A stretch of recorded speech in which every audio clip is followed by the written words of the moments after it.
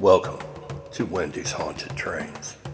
All stories are written and narrated by Mr. Who.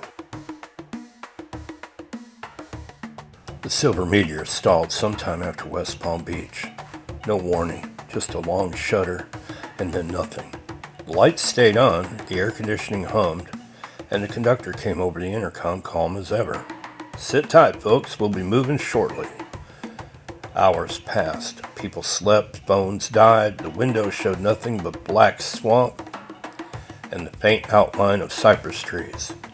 8 hours later, shortly, started to feel like a lie. There were 6 of us. We all decided we were done waiting. We climbed down from the train, our shoes sinking into wet earth. The smell of rot and standing water everywhere.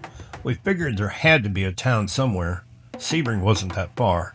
Darkness was coming fast, but we kept walking anyway. Flashlights cutting pale tunnels through the mist. That's when I saw movement in the swamp. Just a ripple. Shadows sliding between tree trunks. I told myself I was just exhausted. Heat stress. Your brain does really strange things when you've been awake too long. Then we all saw it. There were figures standing among the cypress trees, perfectly still. People, barely visible through the fog. Their skin looked dark, their clothing wrong for the time. Leather, feathers, bone beads catching the light. It was Native Americans. They raised their arms and pointed, not at us, but past us. None of us spoke. Somehow we understood we were meant to go that way. So out of the fog, a structure emerged. It was a pyramid. Stone black and possibly smooth, rising from the swamp like it had always been there. And we were the ones who didn't belong. A bright white light spilled from its peak, humming, not loud, but deep enough to vibrate my chest. Fear and awe tangled together until I couldn't tell which I felt more. The figures kept pointing, and that's when I realized something way, way worse. We couldn't stop moving. Step by step, we climbed the slick stone.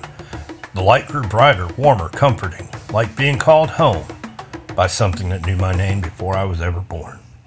At the top, the light swallowed us whole. I felt weightless, thoughtless, empty. Then, Sir, I gasped awake. A conductor stood over me, gently shaking my shoulder. "This is your stop, Sebring." I blinked. I was back in my seat, the train rolling smoothly, morning sunlight pouring in through the windows. Other passengers stretching, gathering bags like nothing had happened. "What about the delay?" I asked. My voice was shaking. The conductor frowned. "Delay? We were maybe 15 minutes late."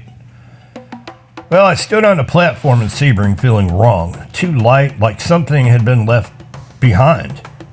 As the train pulled away, I looked down at my hands. I had mud underneath my fingernails, ancient symbols scratched into my palm, and in the reflection of the departing train window, I saw 6 figures standing in the swamp behind me, pointing toward the tracks. They were waiting for the next stop.